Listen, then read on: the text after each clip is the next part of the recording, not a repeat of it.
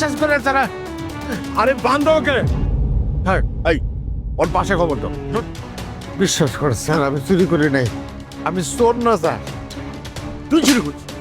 এই ভিডিও করো, মেয়ের স্টেটমেন্ট সহ ভিডিও করো, মেয়ে কি কি বলে সেটা সহ ভিডিও করো। স্যার এবার কিন্তু ব্যাপারটা বাড়াবাড়ি হচ্ছে স্যার। আমি কনফার্ম ও টাকা চুরি করছে, ধরে নিয়ে আসো। বাঁধ ওকে। স্যার কি বলছেন স্যার, দড়ি কেন? আমার অফিসে কালকে আবার ডেস্ক থেকে টাকা চুরি হয়েছে, 10 লাখ টাকা।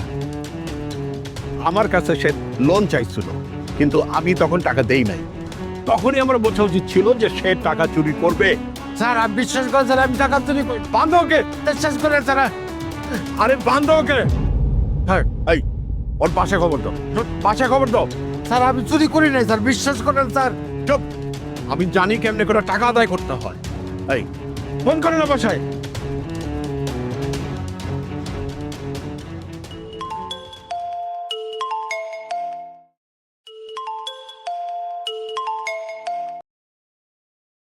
বলো।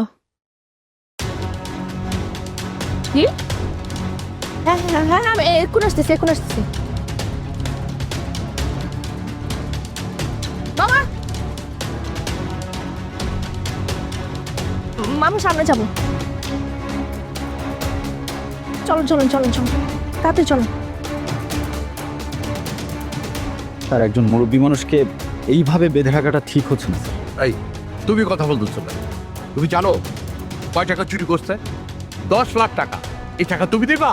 হ্যাঁ বিশ্বাস করে স্যার, আমি চুরি করি নাই, আমি চোর না স্যার। তুই চুরি করছিস? কি করতেছেন? আমার আব্বুকে মারতেছেন কেন? এই যে স্যার ওনার মেয়ে চলে এসেছে, আপনি প্লিজ একটু ওনার সাথে কথা বলুন। এই মেয়ে, তোমার বাবা আমার অফিস থেকে 10 লাখ টাকা চুরি করছে, এই টাকা ফেরত দিতে বলো, নাহলে আমি খুন করে ফেলবো। সম্ভব, আমার আব্বা চুরি করতে পারে না, আমার আব্বা চোর না। আপনার বাবাই চুরি করেছে। কালকে আমরা সবাই যাওয়ার পরে আপনার বাবা অফিস থেকে গিয়েছে। তাছাড়া সিকিউরিটি যাওয়ার সময় তার হাতে একটা ব্যাগ দেখেছে। এত কৈফিয়ত দেওয়ার কি আছে? তোমার বাবা আমার অফিস থেকে 10 লাখ টাকা চুরি করছে, এই টাকা ফেরত দিতে হবে। তোমাদের মতো থার্ড ক্লাস লোকের জন্য আমার কোনো ইমোশন কাজ করে না। গণধোলাই দিয়ে তোমার বাবাকে পুলিশে দিব।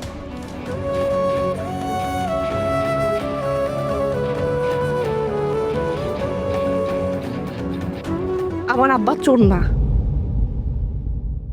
কিন্তু তাও যদি বৃদ্ধ বয়সে তার দ্বারা কোনো ভুল হয়ে থাকে, তাহলে আমি আমার বাবার হয়ে আপনার কাছে হাত জোড় করে ক্ষমা চাচ্ছি। থামো, এই ভিডিও করো, মেয়ের স্টেটমেন্ট সহ ভিডিও করো, মেয়ে কি কি বলে সেটা সহ ভিডিও করো। স্যার এবার কিন্তু ব্যাপারটা বাড়াবাড়ি হচ্ছে স্যার। কোনো বাড়াবাড়ি হচ্ছে না। একজন চোরের ভিডিও দেখলে 10টা চোর শিক্ষা নিবে। এই বলো। আমার আব্বা যদি